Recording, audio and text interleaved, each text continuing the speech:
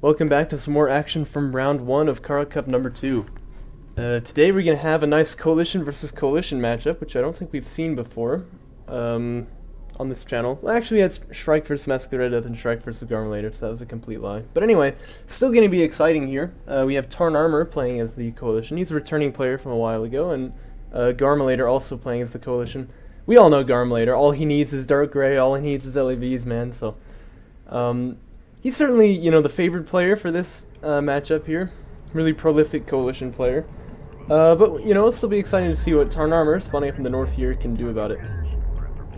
Actually, so I was recently informed that when the air tech comes up on the carrier, you know, you can see these things if you look at their carrier. Like, that one right there is AAVs, I think. That one's like railguns, I think. I'm not very good at this, but actually we can see which one pops up when LAVs come out. But I've been told that one of the reasons why they pick this kind of color scheme, where it's dark gray on dark gray, is that it's actually harder to see when it comes up. Which I think is pretty cool. Just, you know, a little small effect there. I guess LAV tech doesn't reveal one, but, you know, these things will pop up when certain techs are researched. Trust me, it really is so. Anyway, I couldn't see if he put salvagers on RUs first, but I assume he didn't. He usually doesn't. And they're both going to be producing LAVs right from the start here, Tarnarmour and Garmilator. Probe here from Garmilator, going to see a lot of this. Gets shot off just a little bit by the base runner, but he saw one of the LAVs, so he knows that they are already out on the field.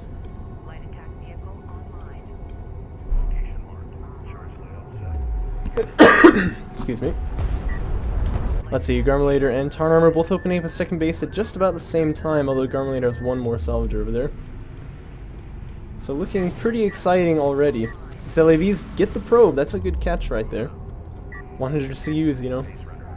And more importantly, Garmilator does not know now where the army from Tarnarmour is, but it seems like it's just going to be right here. Just, you know, where you would expect them. I'd love to see him push here since he does have the numbers advantage, but I suppose that's not very easy for him to know, is it? This base runner here I'm quite worried about. We know Garmilator loves his turrets. I mean, he could put one down, not here by the carrier, but he could kind of sneak in and put it on the second. That'd be super annoying. Or maybe get in advanced position by putting a turret down, like right there. So we will have to see what kind of devious things he is planning there. Meanwhile, it looks like Tarnarmour just wants to grab this artifact. Which I like, because it's, you know, close to the extraction zone. He'll be able to get it out, probably, which would really help on the defense, especially if he expects to get there anytime soon. I think Garmilator's putting a turret down right here. Yeah, look at that. Putting a turret down. That's quite interesting. I mean, the carrier's right here, but... Oh, but crucially, look at this. The LAVs are not targeting the turret. That's a big mistake. I'll target the turret. Oh dear. And his base runner, meanwhile, looks like it's going to be going down pretty soon, too. Okay, the LAV's finally targeting the turret there. But this is looking pretty bad now because of the LAV imbalance in Garmilator's favor because of all the mad work this turret has done here. It's not 2 LAVs against this many, and, you know, we know how that ends. Fortunately, Tarnarmour is by his carrier, so he's going to be able to hold it off like that, although usually better to put power in range in this situation because then your carrier can get shots on people who are further away. I mean, obviously that's what range means, but you know what I mean. However, an AAV is going to come out. This is good. It's going to kind of shut this down, but this base runner is probably going to be looking to put a turret down again in about, you know, 5 seconds or so. So that could be pretty risky times as well. What are the tech choices here? Garmilator's going for railguns. Tarnarmour, meanwhile, Artie's got those AAVs, but he's not going for any other tech, so gonna stand there. Ooh, nice mine actually from the salvager. I think that did almost nothing as usual, but it's still, it's a nice touch. Oh, and I love the smoke too. But unfortunately, just a tiny bit too late. But looks like another turret is coming down from the base runner here. You know, I feel like the carrier can just take these out though. It would hurt the economy just a little bit, but I mean, couldn't he just like drive right there? It's not even very far, and then kill it. I don't know. Although it's gonna find a cheeky spot on the LAV. This is very annoying. Oh my goodness. Super annoying turret right here. It's even got high ground on these units. Oh, I can barely stand to watch it. These AAVs can clear it out if they use the smoke, but that's going to leave the flank open to these LAVs, so... And meanwhile, it's 3 base runners for Garmilator. He really wants these artifacts. And railguns, which is good against these AAVs. And we know that Garmilator's gotten a lot of work done with turrets already, so... He looks to be in quite a dominant position right now. And, yeah, no, he hasn't researched any additional tech. I thought he researched, like, battlecruisers or something. I was going crazy, but that's not the case. Well, like I said, you know, the AV's going to clean up this turret that leaves the flank a little bit exposed, but some smoke could cover the salvagers right here. Are any of them going to go... No, but he's taking out logistics modules, which is pretty darn annoying.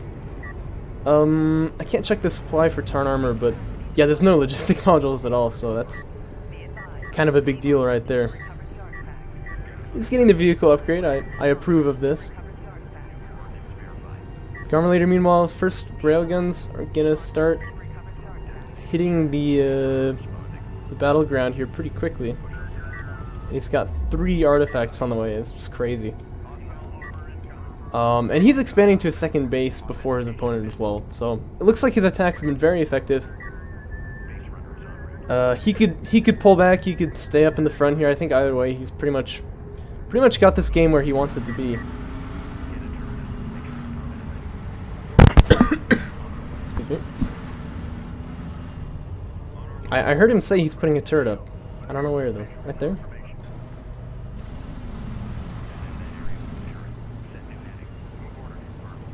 I don't know. I don't really think that this area is going to be attacked anytime soon, but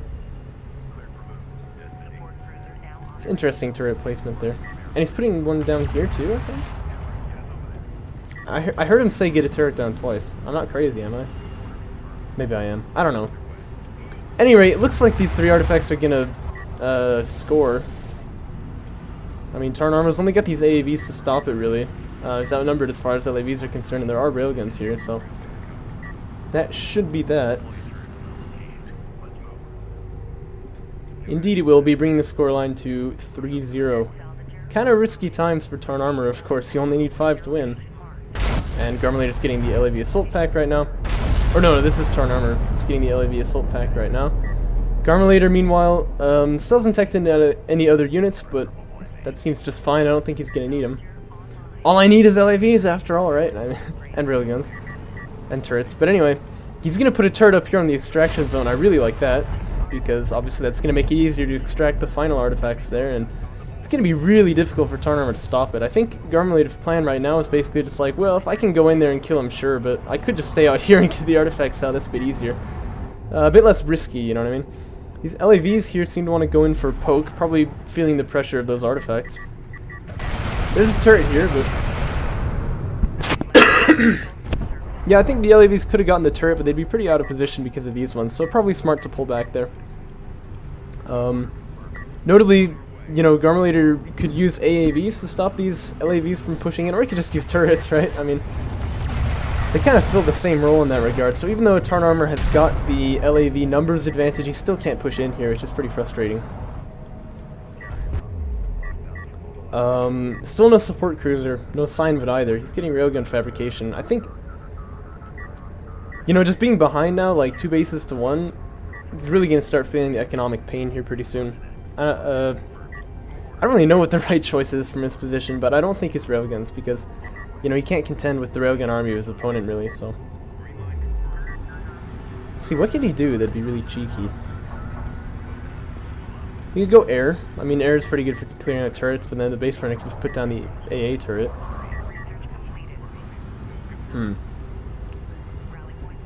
Assault cruisers wouldn't do much, would they? I don't think so. It's a tough ask anyway. I mean, it's obviously not very clear what Tarnarmour should do here.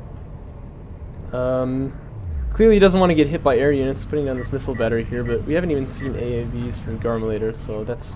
Oh wait, no, look at that. You don't have to get AAVs to get fighters.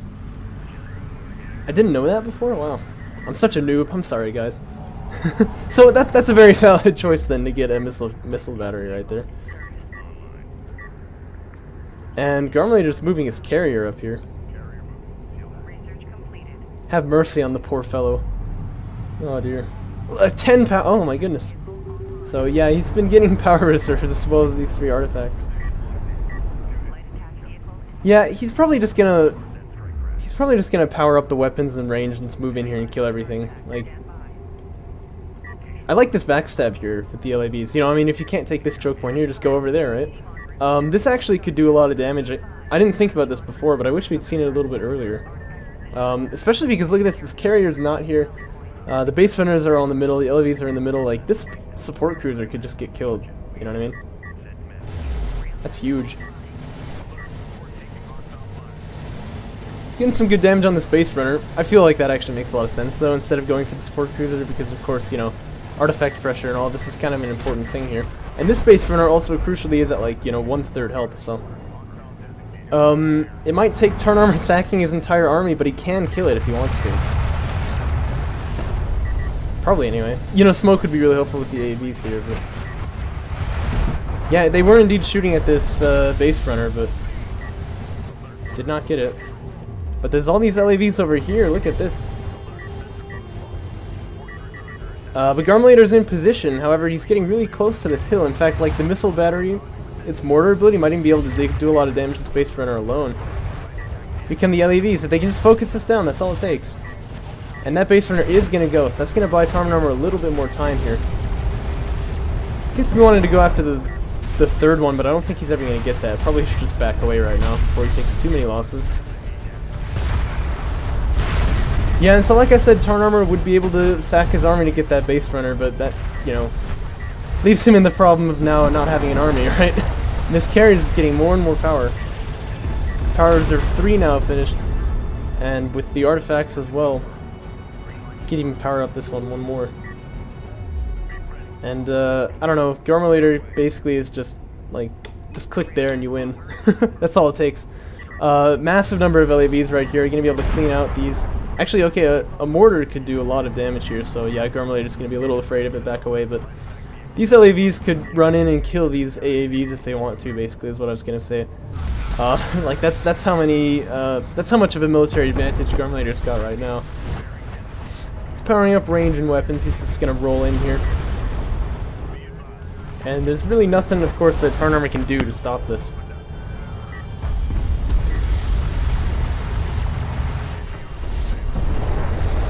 You can watch this cinematic battle here unfolding if we want to.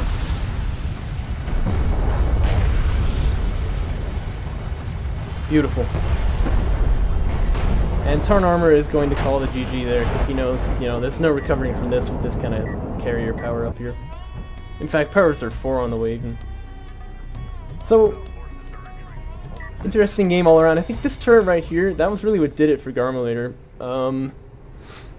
In case you didn't know, any players out there who are getting turret spammed and don't like it, if you take your LAVs and just try to right-click on the turret, often they'll right-click on the base runner and you'll still be attacking that, which is super annoying because, you know, the turret has like a 3-second cooldown before it can start shooting, but if you lose that time, it's basically like game over.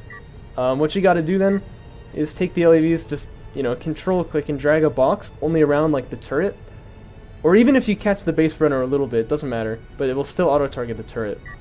And that, I think, honestly made almost all the difference in this game here. Like, obviously it was very good play from Garmilator, and Tarnarmour also tried to get back into the game, but just right from the get-go it was at such a disadvantage because of that turret there. So, very important to learn that.